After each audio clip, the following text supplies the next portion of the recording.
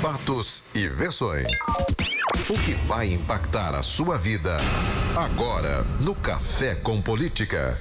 E no Café com Política de hoje nós estamos recebendo Davi Teófilo, membro do Instituto de Referência em Internet e Sociedade, para falar de um assunto que está sendo protagonista, infelizmente, nas eleições deste ano, que são as fake news. Em primeiro lugar, bom dia, Davi, seja bem-vindo mais uma vez aqui ao Café com Política. Bom dia, Delma, bom dia, Rodrigo. Bom dia, Davi. Obrigado pelo convite mais uma vez, é um prazer estar aqui com vocês e com os ouvintes. Prazer é nosso. Davi, eu acho que está muito claro para todo mundo o impacto negativo que as fake news não tiveram, estão tendo ainda nesse processo eleitoral. A cada dia são histórias novas que aparecem, a gente não sabe em quem confiar, no que confiar, e o pior é que as pessoas saem compartilhando isso sem fazer uma checagem.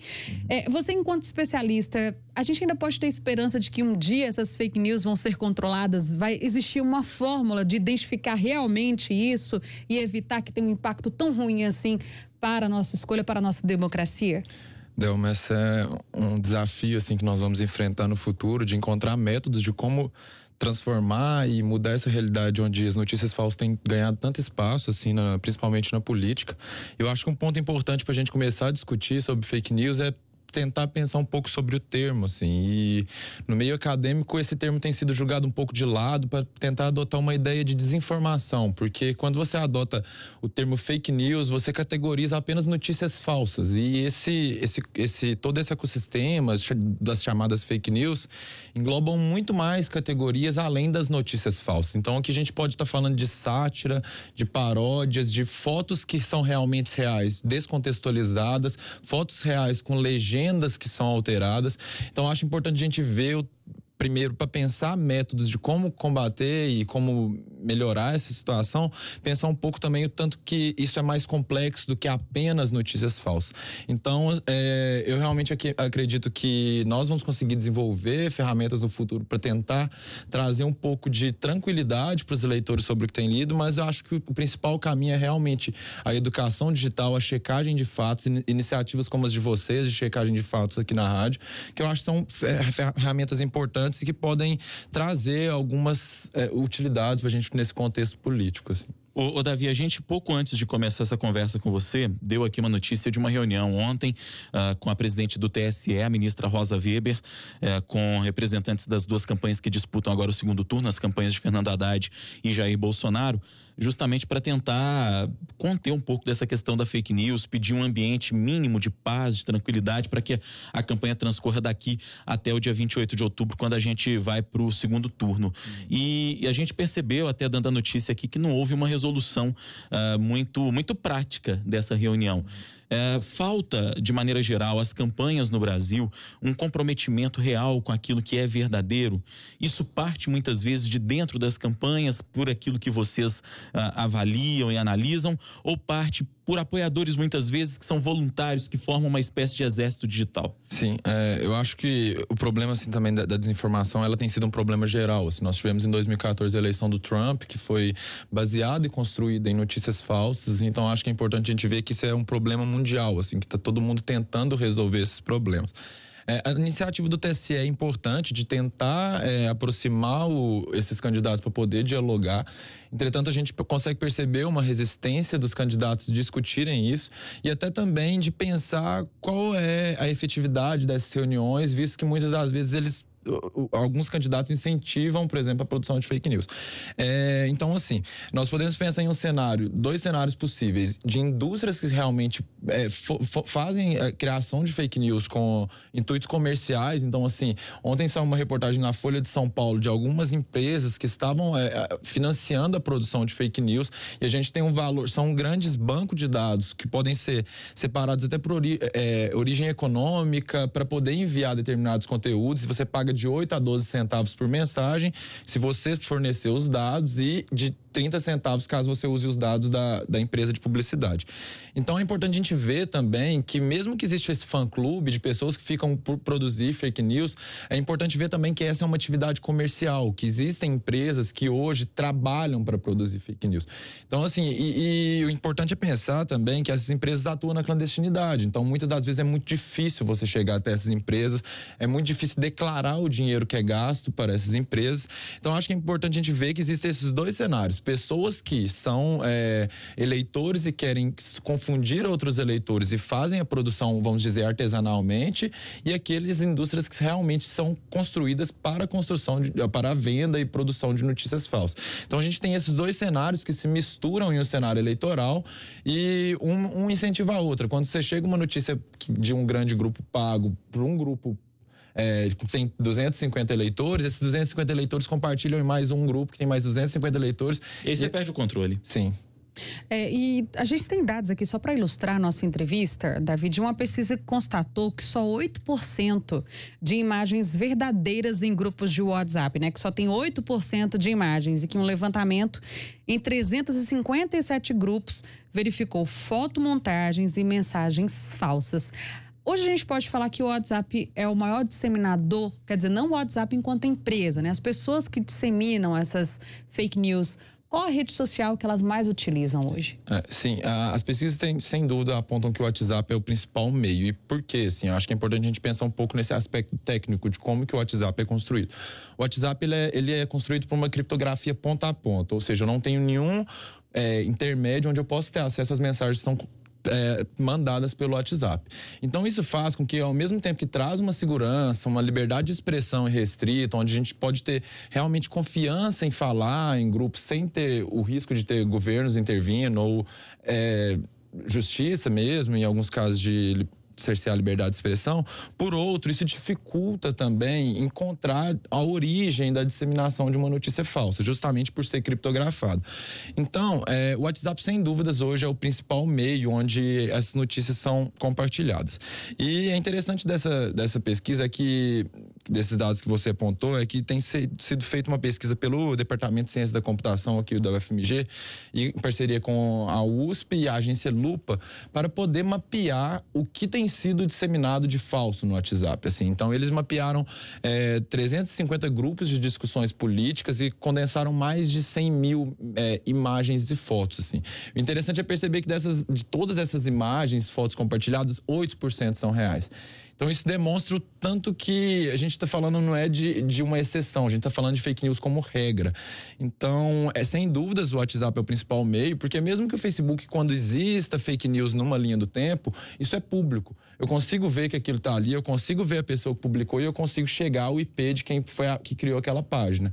Então, o Facebook, Google, você consegue ter um controle mais próximo de quem produz essa fake news. Por outro lado, o WhatsApp, devido ao fato de ser criptografado, você não consegue chegar aos usuários finais. Para aquele ouvinte que não domina tanto a questão da tecnologia, vamos explicar o que é essa mensagem criptografada de ponta a ponta que você falou, Daniel. Sim, Davi. A criptografia de ponta a ponta é um método que foi divulgado mais pelo WhatsApp, onde você possui vamos dizer, uma chave no seu celular, assim. Então, quando eu mando uma mensagem, ela é transformada em vários números, letras. Então, se um estado, alguém tenta intervir nessa mensagem, por exemplo, uma conversa entre eu e o Rodrigo, para tentar quebrar essa segurança e tentar ler o que eu estou escrevendo para o Rodrigo, essa mensagem ela é cifrada. Então, assim, o meu "Oi, Rodrigo" não chega para um usuário que tenta interceptar uma mensagem como "Oi, Rodrigo". Ela é criptografada, e criptografada, a gente... É um método de que você cifra a mensagem. Então, assim, uma mensagem é transformada em um monte de números, letras e enviada para a pessoa. Então, só o celular de determinada pessoa, só quando eu recebo a mensagem do Rodrigo, é que essa mensagem é mostrada para mim como um texto. Então, esse é o problema da justiça eleitoral, muitas vezes. Você não consegue chegar dentro dessa troca de mensagens do WhatsApp devido ao fato dessa tecnologia ser implementada. Isso traz muitas benesses. É importante a gente nunca criminalizar a tecnologia, porque a criptografia é uma ferramenta extremamente útil em combate a governos autoritários, liberdade de expressão, mas essa é uma dificuldade que tem que ser discutida sobre como que a gente vai avançar para investigar esses casos, investigar as indústrias que criam fake news e assim, devido ao fato da criptografia ser forte e de atrapalhar um pouco essas investigações. Ô, Davi, essa questão das fake news, eu posso estar errado, não sei, você pode confirmar aqui para mim, mas eu acredito que elas surgiram muito depois do marco regulatório, né, da internet. Então eu acredito que a legislação ela ainda não contempla nada nesse sentido. O que é que você diria que era necessário hoje? Acho que está mais do que na hora. O pleito desse ano, eu acho que deixou isso muito claro, que a justiça eleitoral, que a justiça como um todo, ela precisa se preocupar com isso. Que a gente está falando da justiça eleitoral porque a gente está em plenas eleições, mas que as fake news elas têm sido utilizadas para várias outras questões, até para denegrir imagens de empresas também, de marcas. De pessoas públicas que não sejam necessariamente da área da política também. E agora que essas pessoas de má fé também descobriram o poder que uma fake news tem, vão utilizar isso muito mais. Então, como os especialistas enxergam isso? Qual a necessidade daqui para frente para tentar combater? Sim, então, Delma, o último acompanhamento que eu fiz, isso foi em agosto. Nós tínhamos 14 projetos de lei no Congresso sobre fake news, assim, para tentar discutir isso.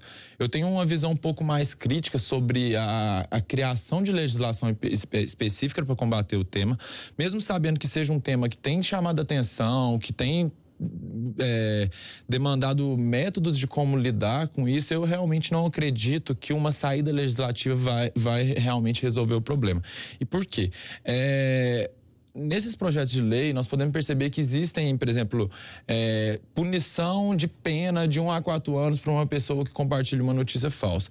E como eu disse no início aqui do programa, a gente tem essas duas categorias. A gente tem empresas que realmente vivem disso, mas nós temos pessoas que são realmente precisam de mais informação para combater uma fake news. Então eu acredito que tratar essa questão das fake news no âmbito de crime penal, de prisão, é uma medida um tanto quanto assustada. Assim. Você acha que pode levar à punição de inocentes? Sim, é isso? Sim, porque quando a gente está falando de pessoas que fazem essa comercialmente, a grande produção em grande escala, essas ainda são pessoas, são exceção. A regra, porque depois que essas pessoas fazem comercialmente e enviam num grupo de família, essa mensagem vai para 250 outros grupos, mais 1000 outros grupos. Então, se a gente tentar regular isso através do direito, da penalização, da punição, de prender, eu acho que a gente corre um risco de ter um punitivismo muito gigantesco na internet, de, ao tentar proteger direitos, a gente restringir direitos. Eu realmente acredito que o caminho é por uma discussão, por uma educação digital,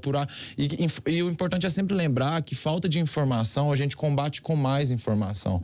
Então, tentar criar iniciativas legislativas para tentar regular essa questão, mesmo que seja algo que levante na gente um desejo de, por favor, arrumem um método de lidar com isso, eu acredito que essas iniciativas legislativas nós corremos o risco de cercear direitos na internet. E como você disse da questão da regulação da internet, o Marco Civil da internet é uma regulação muito importante que busca trazer direitos e garantias. Então, nesse âmbito de tentar punições, assim, nós não temos uma legislação específica na internet. E eu fico muito feliz que ainda não tenhamos.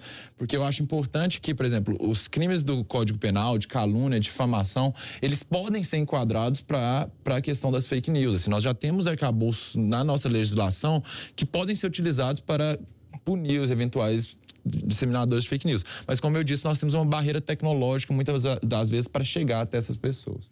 Ô Davi, e é sempre bom a gente reforçar nessa questão da educação digital que você defende. Nunca é demais a gente reforçar para o nosso público, para quem está aí acompanhando essa movimentação extensa que a gente tem na internet, quais são as dicas? Quando as pessoas receberem alguma coisa que bater aquela desconfiança, como é que a gente descobre se aquilo é uma fake news, se aquela imagem é uma montagem ou é realmente verdadeira, até diante desse dado assustador que a Delma passou aqui agora há pouco, de que 8% nesse levantamento, apenas 8% de imagens verdadeiras em grupos de WhatsApp. Como é que a gente deve agir, deve se portar para evitar cair nessa armadilha? Claro, quem tem boas intenções, porque a gente sabe que tem gente que está afim realmente de espalhar isso, né? Sim.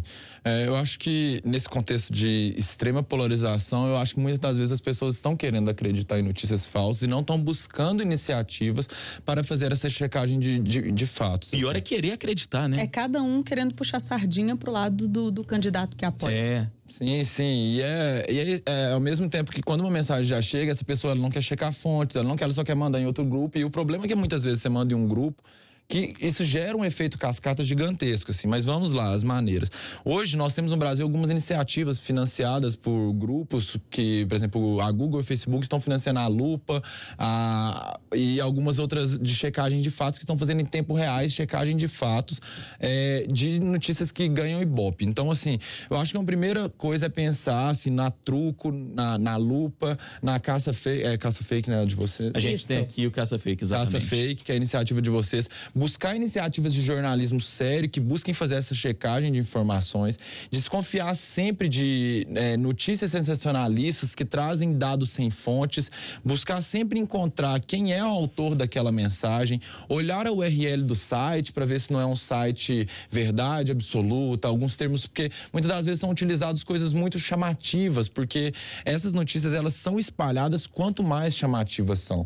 Então acho que o primeiro ponto é, nesse contexto onde a gente está tentando buscar se informar via WhatsApp, é sempre estar um pé atrás sobre toda notícia que chega até você. Então, assim, uma maneira interessante é ir até o Google mesmo e colocar sobre a notícia ali na ferramentas news deles, ali notícias deles, e ver quais foram as últimas notícias sobre o tempo. Mas eu acho que o primeiro ponto é a gente querer realmente saber se essa notícia é verdadeira ou falsa.